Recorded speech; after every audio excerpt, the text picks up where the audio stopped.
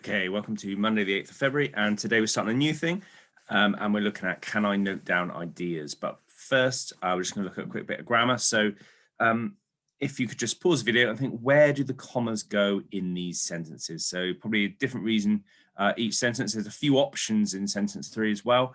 So just pause the video, have a look, where do the commas go in those sentences? Okay, so hopefully you've had a look at this. So first one there, even though it hadn't rained for months, comma, the old hazel tree was still alive. So the comma goes there because it is a complex sentence, and the subordinate clause and the main clause are separated by a comma there.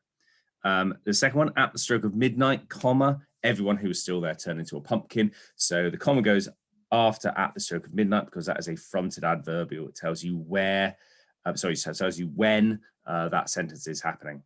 The third one there, that's Siobhan, that name, so it's an Irish spelling.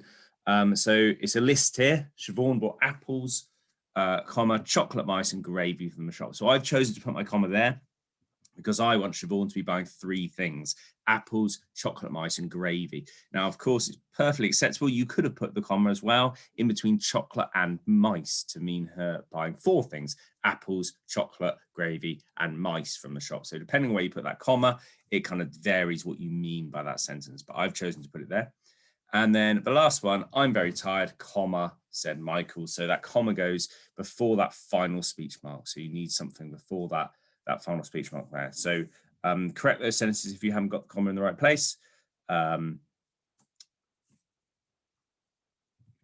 so what we're looking to do today is we're looking at noting down ideas from a video. And we're looking for ideas to do with an atmospheric setting description. Now, there's a few things you need to think about when you're noting down ideas, because it's a slightly different skill from just normal writing as you would do. So firstly, quite surprisingly, compared to what we normally go on about, don't worry about handwriting and spelling. Okay, so these are just your notes. So if you worry about getting your handwriting really, really neat, you're not going to get things down in time. Likewise, if you worry about how you spell words, particularly, you're not going to get ideas down in time. So just try and do it really, really quickly. As long as you can read it and you can understand it, we'll worry about the handwriting and spelling later when you come to write it up. So these are just notes that you're making. So it doesn't have to be massively neat as long as you can read it. Use individual words and phrases, so you're not going to get full sentences down at this point. We don't need to think about that. We just think about note form, so just individual words that come to you, nouns, adjectives, whatever, and just maybe short phrases that come to you as well. So just things that you see in the video that you want to note down. Again, don't just think about what you see.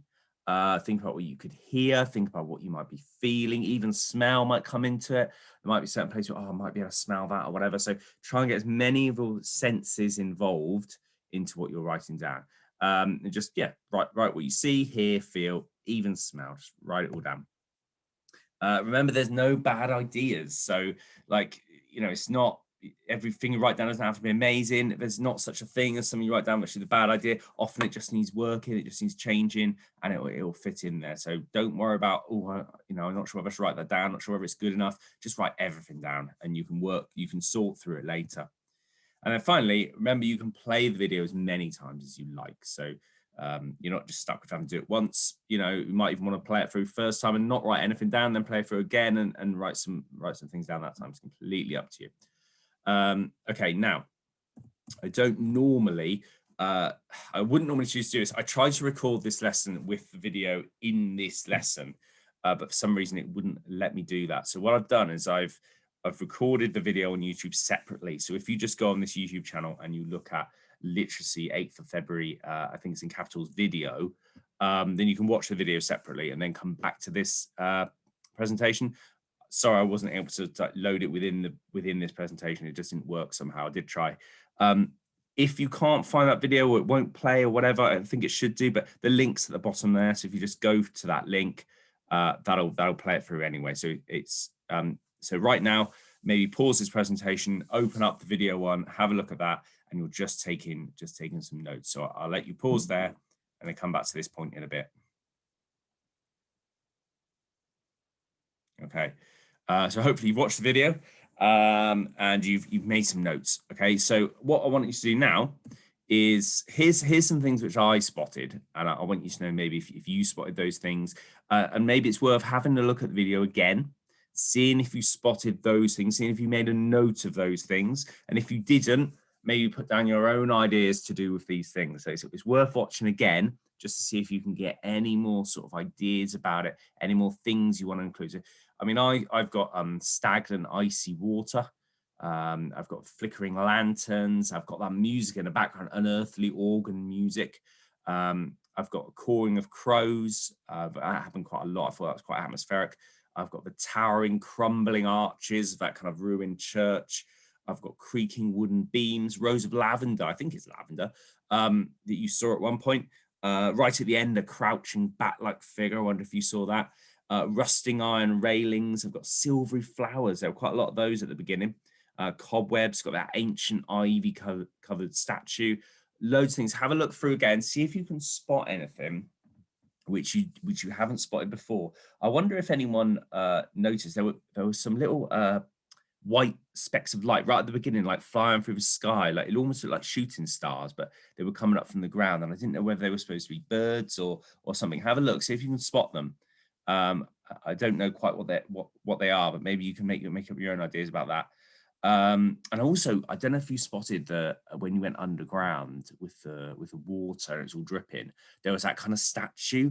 If you look, it took me a few times watching this to realize, but if you look at the statue itself and then look at the reflection in the water, it's very like it's a different reflection to that statue. Have a look, and maybe you can think of some ideas to do with that. So I'll let you pause it again, have a quick look through again, see if there's any more things that you can write down about it.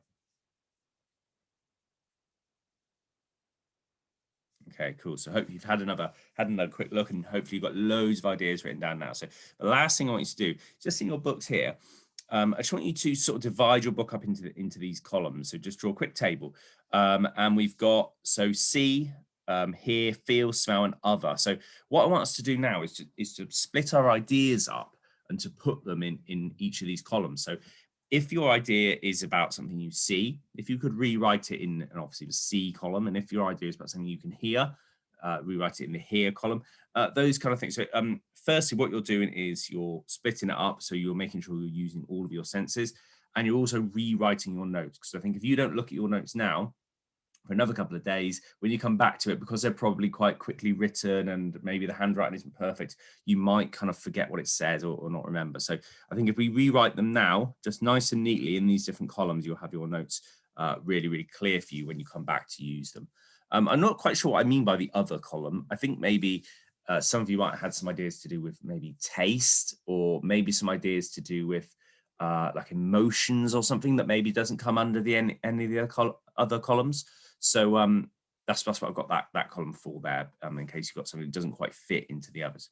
So I just want you to rewrite them now, rewrite your notes into the columns. And the final thing I want you to do after you've done that is have a look at your columns. Is there one that's particularly empty? Is there one maybe like, I don't know, here, for example, we haven't actually got anything in. And I want you to use that opportunity to go, okay, maybe I need to flesh that column out a bit. Maybe I need to add a little bit more about what I can hear, or maybe you need to add a little bit more about what you feel, just so you're using all of your senses there. So it's the last thing I want you to do is just to rewrite your notes in these 5 columns. And if there's one column that particularly is empty, don't worry about other too much, but if there's one column that's particularly empty, like hear or feel, add a few things to those columns. So you've really used all of your senses, which is going to come on to writing a really good set description in the next few days.